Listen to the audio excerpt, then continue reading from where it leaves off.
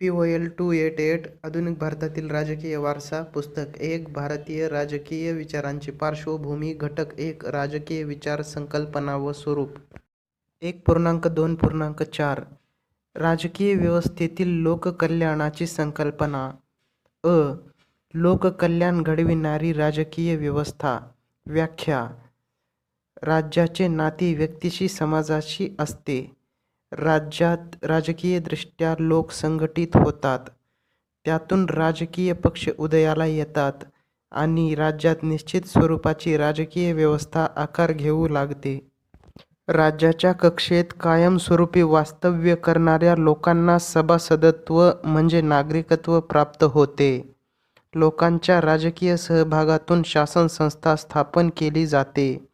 यासंबंधीची माहिती यापूर्वी अभ्यासिलेल्या उपघटकातून आपणास मिळाली आहे.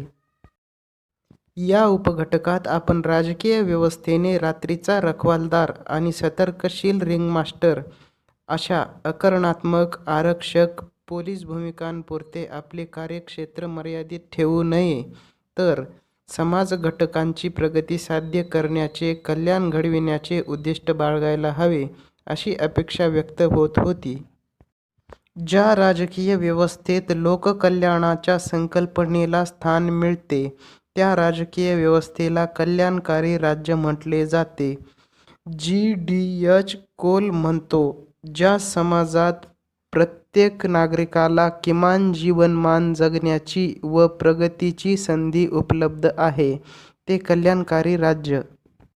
ज्या राज्यात रोजगार, शिक्षण, वैद्यकीय मदत, सामाजिक सुरक्षितता व राहण्यासाठी घर या सुविधा सर्व नागरिकांना करून देण्याची जबाबदारी सरकार स्वीकारते ते कल्याणकारी राज्य होय. जे राज्य आपल्या नागरिकांना विविध प्रकारच्या असंख्य सामाजिक सेवा उपलब्ध करून देते ते कल्याणकारी राज्य. केंट लोककल्याण संकल्पनेची वैचारिक पार्श्वभूमी 17व्या व 18व्या शतकात राज्यसंस्थेचे कार्यक्षेत्र मर्यादित होते. व्यक्तीच्या खाजगी क्षेत्रात तसेच आर्थिक क्षेत्रात हस्तक्षेप न करता समाजात शांतता सुरक्षितता राखणे, व्यक्तींचे परकीय आक्रमणापासून संरक्षण करणे एवढीच सीमित कामे राज्याने करावीत अशी अपेक्षा होती. मुक्त अर्थव्यवस्थेला हात न लावता प्रशासनाच्या क्षेत्रात कमीत कमी हस्तक्षेप करून एक चांगले राज्य म्हणून नावलौकिक मिळवावा असा दृष्टिकोन होता. वरील व्यक्तिवादी विचारवंतांमध्ये उपयुक्ततावादी उदारमतवादी विचारवंतांनी थोडी भर घालून राज्याच्या कार्यक्षेत्राचा विस्तार केला जावा अशी शिफारस केली. त्यात त्यांनी शिक्षणाची जबाबदारी, मादक पेयांची खरेदी विक्री नियंत्रित करण्याची जबाबदारी राज्यसंस्थेने स्वीकारावी असे सुचविले. व्यक्तिवादाच्या या पार्श्वभूमीवर समाजवादी विचारसरणीने दुसरे टोक गाठले. रुसोने सामाजिक संघर्ष, असंतोष, विषमता यांच्या मुळाशी खाजगी मालमत्ता असल्याचे म्हटले. त्याचा प्रभाव पडून खाजगी संपत्तीला विरोध होऊ लागला. पाश्चिमात्य देशात 18व्या व 19व्या शतकात संपत्तीचे केंद्रीकरण, मजूरवर्गाचे शोषण, साम्राज्य स्पर्धा अशा प्रवृत्ती दिसू लागल्या. परिणामतः गोरगरिबांना सामाजिक न्याय, आर्थिक न्याय मिळवून देता यावा म्हणून समाजवादाचा पुरस्कार केला जाऊ लागला. राज्याने आर्थिक उत्पादन व वितरण व्यवस्थेची सूत्रे आपल्या हाती घ्यावीत, जमीन देशाच्या मालकीची करावी असा समाजवादी विचार पुढे आला. निर्हस्तक्षेपाचे व्यक्तिवादी धोरण व समाज जीवन नियंत्रित करू पाहणारे समाजवादी धोरण यातील सुवर्णमध्य लाभदायी ठरेल. दोन्ही धोरणांचे फायदे मिळवून दोन्ही धोरणांचे दोष टाळता येतील अशा विचारातून समन्वय घडवून आणणाऱ्या लोककल्याणकारी राज्याची संकल्पना मांडली गेली. औद्योगिक क्रांती हा कारणीभूत घटक. औद्योगिक क्रांतीपूर्वी आर्थिक विषमतेचे गांभीर्य फारसे जाणवत नव्हते. गोरगरिबांच्या कल्याणासाठी तुरळक प्रयत्न होत होते. इंग्लंडमध्ये 1572 साली गोरगरिबांच्या मदतीसाठी ऐच्छिक देणग्या गोळा करू पाहणाऱ्या कार्यकर्त्यांच्या सुलभतेसाठी कायदा करण्यात आला. इसवी सन 1601 साली गरिबांच्या सहाय्यासाठी कायदा संमत करण्यात आला. लोककल्याणाच्या संकल्पनेला औद्योगिक क्रांतीने खरी वैचारिक बैठक पुरविली. औद्योगिक क्रांतीमुळे ग्रामीण कृषीप्रधान अर्थव्यवस्था मागे पडली. आर्थिक क्षेत्रात गतिमानता आली. खेड्यांकडून रोजगारासाठी लोक शहराकडे जाऊ लागले. औद्योगिकीकरणाचा प्रभाव कुटुंब संस्थेवर पडू लागला. खेडेगावातील जनता दारिद्र्याला बळी पडू लागली. समाजात धनिक वर्ग व गरीब वर्ग निर्माण झाले. दारिद्र्य जाणवत होते, परंतु दारिद्र्याच्या कारण मीमांसेची दिशा चुकत होती. लोकांचा आळशीपणा, अकार्यक्षमता, अदूरदर्शीपणा ह्या घटकांनाच दारिद्र्यासाठी जबाबदार धरून सरकारने गरीब लोकांसाठी विनाकारण पैसा खर्च करू नये, असे Daniel Defoe, Bernard Mandeville, Arthur Young, Spencer Dicey यांचे म्हणणे होते. परंतु प्रतिगामी विचाराला आव्हान देण्यात येऊन आर्थिक विषमतेसाठी औद्योगिकीकरणाला जबाबदार धरण्यात आले व सरकारने दारिद्र्याच्या उच्चाटनासाठी सरकारी तिजोरीतून रक्कम खर्च करावयास हवी, असे प्रतिपादन करण्यात येऊ लागले. इतकेच नव्हे तर दारिद्र्याचा पूर्वसंचिताशी पापाशी जोडण्यात येणारा संबंध देखील कालबाह्य मानण्याची तयारी दिसू लागली. कामगारांना दिले जाणारे वेतन हे किमान वेतनापेक्षा कमी असेल तर कारखान्यांच्या मालकवर्गाची ती लबाडी मानून सरकारने हस्तक्षेप करावा. अति अल्प वेतनामुळे घडणारी उपासमार टाळण्यासाठी सरकारने भत्ते द्यावेत, असा दृष्टिकोन मांडण्यात येऊ लागला. या दृष्टिकोनाला विरोधही होत होता, परंतु श्रमिक वर्गाच्या प्रखर लढ्यामुळे तो कुचकामी ठरला. केवळ दया सहानुभूतीच्या आधारे खाजगी संस्थांकडून गरीब लोकांना दिल्या जाणाऱ्या अर्थसहाय्यावर विसंबून न राहता मूलभूत गरजा भागविणे इतके उत्पन्न मिळविण्याचा प्रत्येक नागरिकाला हक्क आहे, या आधुनिक विचारांनी 20व्या शतकाच्या प्रारंभी मूळ धरले व त्यातून कल्याणकारी राज्याच्या कल्पनेचा उदय झाला. 19व्या शतकात बेंथॅम मिल तर 20व्या शतकात Hobhouse, Barker, Tawney, G D H. Cole, MacIver, Laski, Lindsay यांनी या संकल्पनेचे समर्थन केले. एस.एम. लिपसेटने पॉलिटिकल मॅन या ग्रंथात तर गुन्नार मिर्दाल याने डिमांड द वेलफेअर स्टेट या ग्रंथात कल्याणकारी राज्यव्यवस्थेची प्रशंसा केली आहे. राज्यव्यवस्थेची गृहीत तत्त्वे. कल्याणकारी राज्यव्यवस्था खालील गृहीतांवर भर देते. काम करण्याची इच्छा व कुवत असतानाही बेकारीचा प्रसंग उद्भवत असेल तर त्यातून निर्माण होणाऱ्या दारिद्र्याची जबाबदारी राज्यसंस्थेची असते. सामाजिक न्यायाच्या दृष्टीने अर्थसहाय्य करताना दयाबुद्धीपेक्षा हक्क हा घटक महत्त्वाचा ठरतो. दारिद्र्य व गुन्हेगारीसाठी विषमता कारणीभूत ठरते. बेजबाबदार नागरिकांना जबाबदार नागरिक बनविण्यासाठी डॉक्टर्स, मानसोपचार तज्ज्ञांचा सल्ला लाभदायी ठरतो. गुणी व उद्योगी लोकांना त्यांच्या गुणवत्तेनुसार राष्ट्रीय उत्पन्नातील योग्य वाटा मिळावा, मात्र सर्व नागरिकांना त्यांच्या मूलभूत गरजा भागविण्या इतके उत्पन्न मिळायला हवे. आवश्यक व ऐच्छिक कार्य. कल्याणकारी राज्यव्यवस्थेने व्यक्तीच्या सर्वांगीण प्रगतीसाठी झटावे. व्यक्तीच्या प्रगतीला पोषक ठरेल अशा वातावरणाची निर्मिती करावी. त्यासाठी विविध समाजोपयोगी उपक्रम राबवावेत. 1. लोकोपयोगी सोयी. दळणवळणाच्या सोयी, पाणीपुरवठा, पुरेसे व चांगले रस्ते, पोस्ट व तारक खात्यांची सुविधा करावी. वाहनांची उपलब्धता करून द्यावी. 2. सार्वजनिक आरोग्य. स्थानिक स्वराज्य संस्थांच्या सहकार्याने आरोग्य संवर्धन घडवावे. त्यासाठी रोगांचे निर्मूलन, दवाखान्यांची सोय, औषध पुरवठा, साफसफाई, सांडपाण्याची व्यवस्था, भेसळ प्रतिबंधक उपाययोजनांवर भर द्यावा. 3. सामाजिक सुधारणा. समाजातील समाजविघातक गोष्टींना नियंत्रित करण्यासाठी शासनाने पुढाकार घ्यावा. धार्मिक कर्मकांडातून काही दोष उद्भवत असतील तर नागरिकांच्या धार्मिक भावना न दुखविता दोष निवारण करावे. कालबाह्य रूढी परंपरा घालवाव्यात. अंधश्रद्धा निर्मूलन करावे. 4. आर्थिक जबाबदाऱ्या. व्यक्तींना आवश्यक वस्तूंचा पुरवठा योग्य ठिकाणी योग्य किमतीत केला जावा. वस्तूंच्या उत्पादनासाठी औद्योगिक क्षेत्राला आवश्यक ठरणाऱ्या सवलतींचा लाभ करून द्यावा. साठेबाजी मक्तेदारी थोपवावी. मूठभर लोकांच्या हाती संपत्तीचे केंद्रीकरण होणार नाही ही दक्षता घ्यावी. व्यावसायिकांना योग्य व्याजाच्या दरात कर्ज पुरवठा व्हावा म्हणून प्रयत्न करावेत. परदेशी मालाच्या स्पर्धेत देशी मालाची बाजारपेठ उद्ध्वस्त होऊ देऊ नये.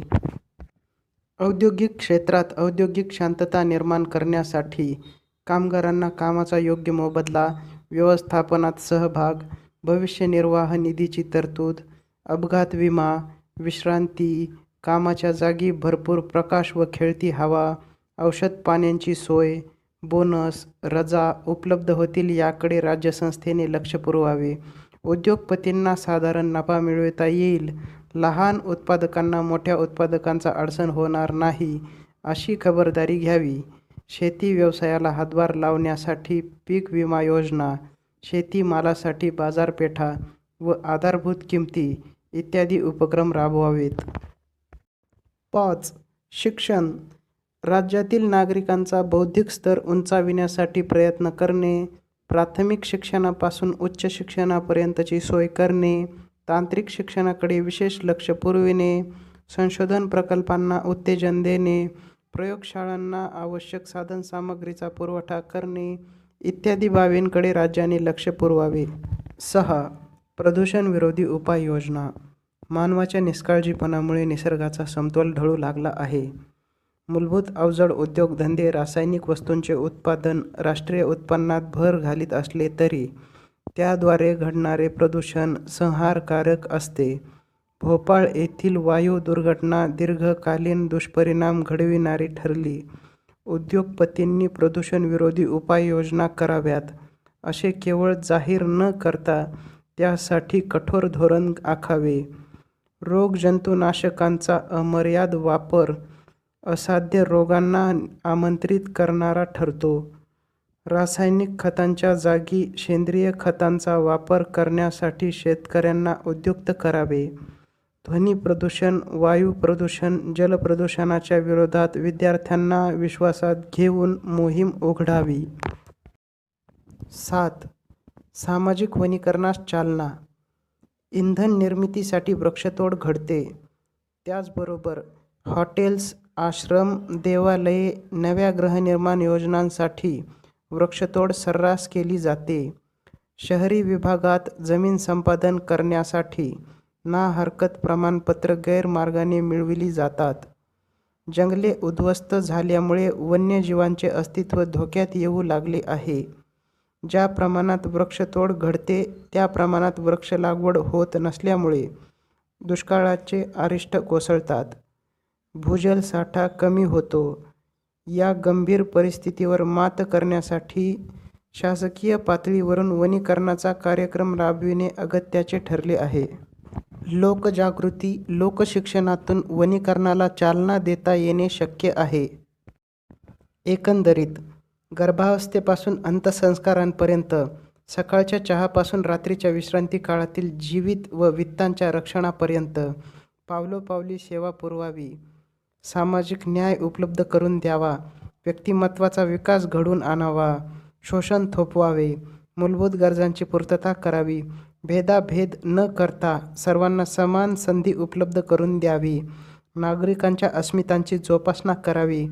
अशी विस्तारित कार्यक्षेत्र असलेल्या राज्यव्यवस्थेची कल्पना या संदर्भात केली जाते. वरील बहुविध कार्यांपैकी आवश्यक कोणती व ऐच्छिक कोणती ते संबंधित देशातील परिस्थितीवर आधारित राहील. नागरिकांसाठी मूलभूत गरजांची पूर्तता हे मात्र सर्वत्र आवश्यक कार्य मानले जाईल. कल्याणकारी राज्यव्यवस्थेचे फायदे. 1. मूलभूत गरजांची पूर्तता होऊन नागरिकांना खऱ्या स्वातंत्र्याचा लाभ होतो. 2. लोकशाही जीवनपद्धती तळागाळापर्यंत पोहोचते. 3. वर्ग संघर्षापेक्षा वर्ग समन्वयावरील श्रद्धा वाढीस लागते. 4. समाजवाद आणि भांडवलशाही यातील सुवर्ण मध्य हाती लागतो. 5. नियोजन यशस्वी व्हावे म्हणून आपोआपच संख्याशास्त्राचा वाढता वापर घडतो. 6. नागरिकांना वैज्ञानिक दृष्टीचा लाभ होतो. 7. राज्य आणि समाज यात एकरूपता होऊ लागते. समाज ज्याप्रमाणे एकाच वेळी मानवी जीवनाच्या विविध पैलूंना स्पर्श करतो, त्याप्रमाणेच कल्याण घडविण्याच्या उदात्त हेतूने राज्यसंस्था मानवी जीवनाच्या विविध क्षेत्रात विधायक उपक्रम राबविते. व्यक्तिमत्वाच्या विकासाच्या वाटेवर राज्य आणि समाज हे सहप्रवासी ठरतात.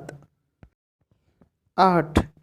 विस्तारित कार्यक्षेत्र हाती घेतलेले कल्याणकारी राज्य धर्म स्वातंत्र्य आणि अभिव्यक्ती स्वातंत्र्याला आपल्या कक्षेत आणत नाही. नागरिकांनी स्वतःहून स्वतःच्या जबाबदाऱ्या ओळखाव्यात. सांप्रदायिकतेतून समाज विघटन होऊ देऊ नये अशी राज्यकर्त्यांची अपेक्षा असते. 9. कल्याणकारी राज्य हे सेवाधर्मी राज्य सोशियल सर्व्हिस स्टेट असते.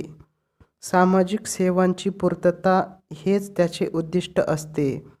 त्यामुळे या राज्यव्यवस्थेत कायद्याच्या उगमस्थानावर भर न देता कायद्यामागील हेतूंना महत्त्व दिले जाते.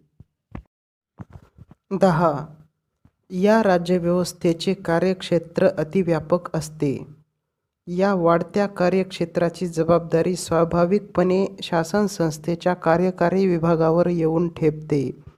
कार्यकारी विभागाच्या कार्यकुशलतेला क्षमतेला वाव मिळतो. 11.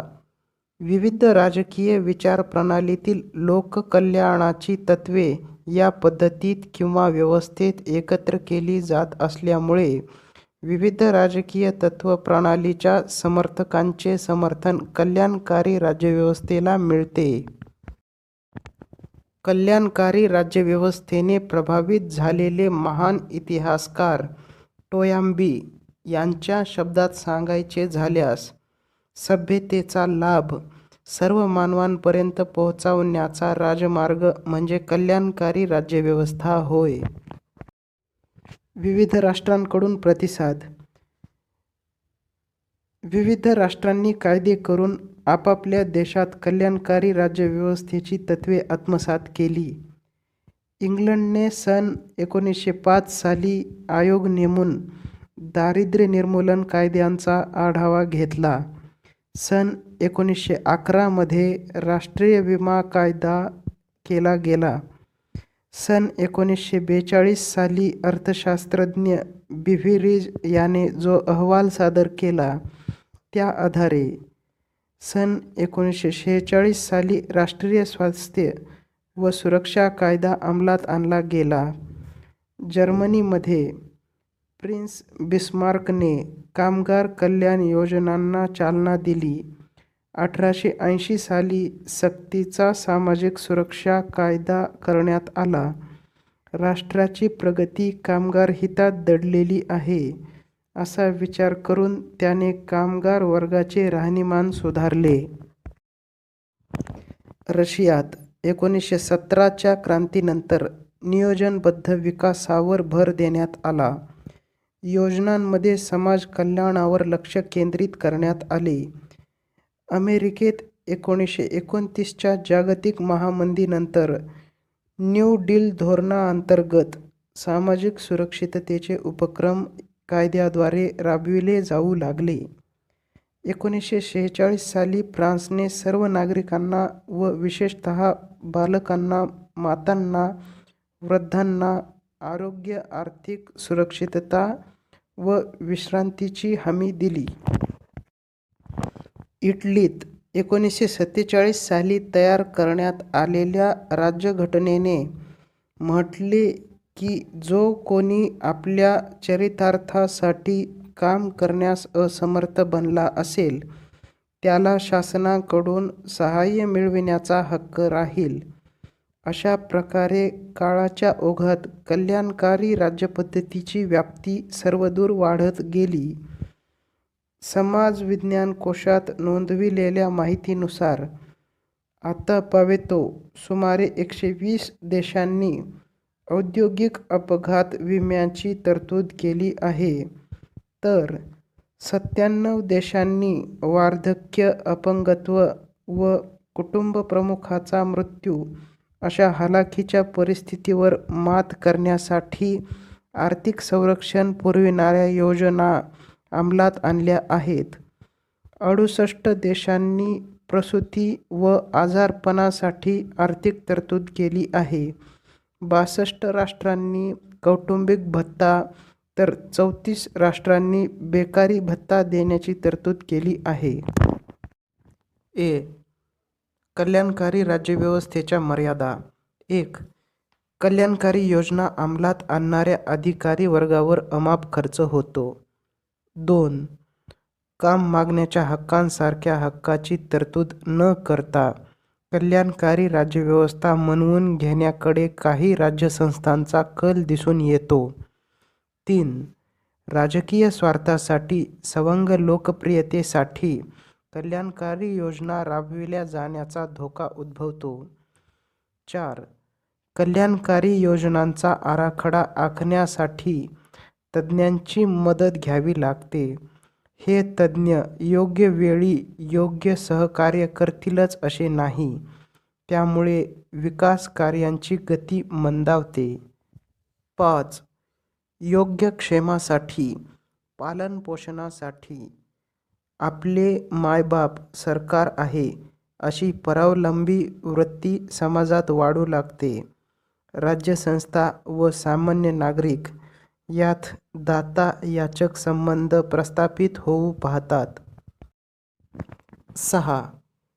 दारिद्र्य निर्मूलन म्हणजे समाज विकास हे लोककल्याणकारी राज्यव्यवस्थेचे गृहीत शास्त्रीय बैठकीवर समर्थनीय ठरत नाही.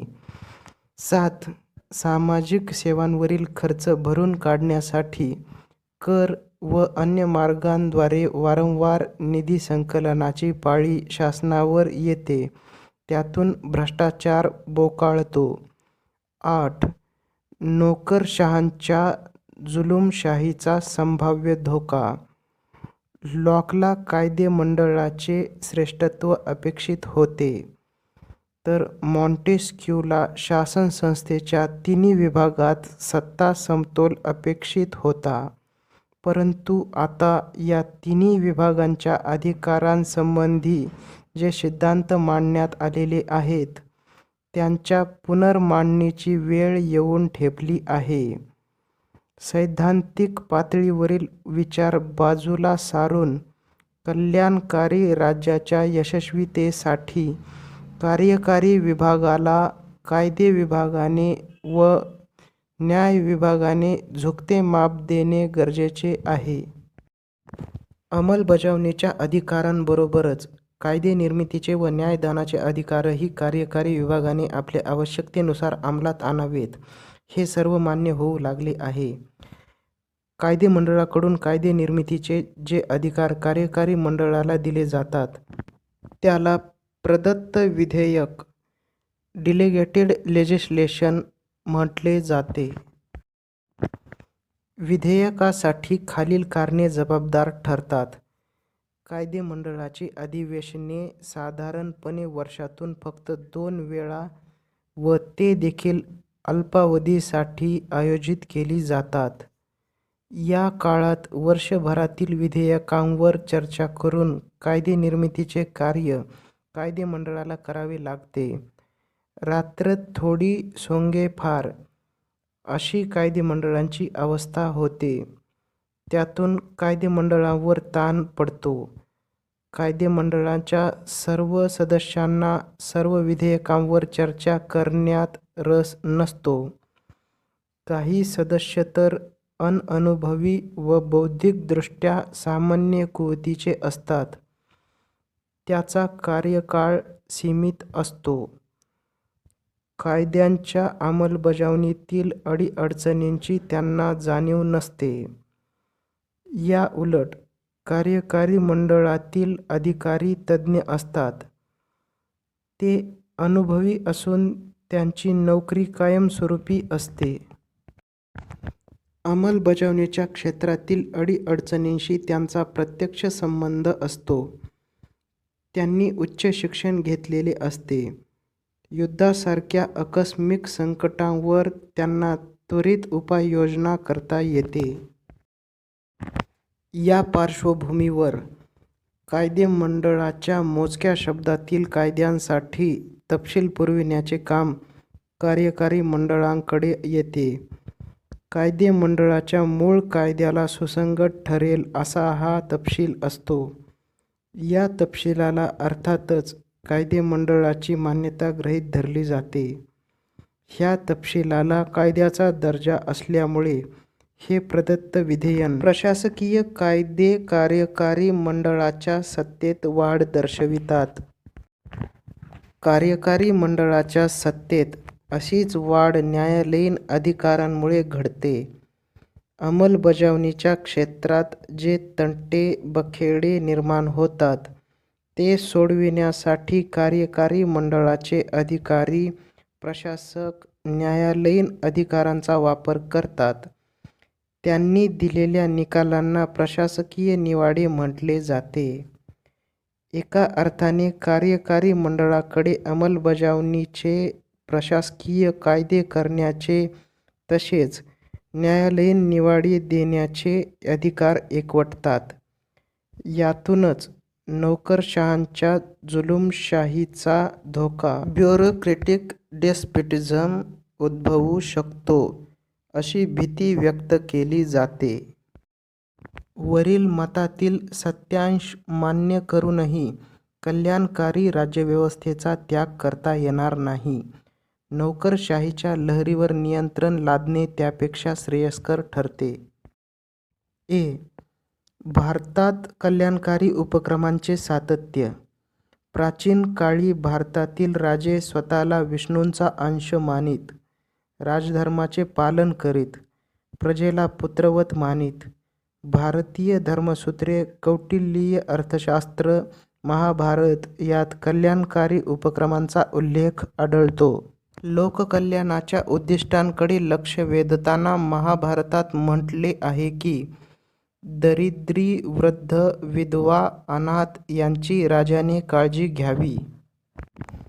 कौटिल्याचे अर्थशास्त्र म्हणते की अनाथ, वृद्ध, अपंग, गर्भवती स्त्री या सर्वांचे पालनपोषण राजाने करावे. भारतीय पुराणांमध्ये अन्नदान, वस्त्रदान, औषधालये, धर्मशाळा, विद्या व कलांना उत्तेजन, दुष्काळी भागात सारा वसुलीस बंदी यांचा पुरस्कार केलेला आढळतो. मध्ययुगात शिवाजी महाराजांनी लोककल्याणकारी उपक्रम राबविले, त्यामुळेच त्यांना युगपुरुष म्हणून संबोधिले जाते.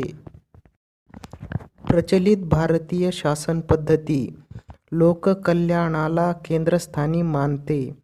राज्यघटनेच्या सरकारनाम्यात सर्व नागरिकांना सामाजिक, आर्थिक, राजकीय न्याय, आचार-विचार, धर्मांचे स्वातंत्र्य, सर्व प्रकारची समता व बंधुभावाचे वातावरण उपलब्ध केले जाईल असे आश्वासन देण्यात आले आहे.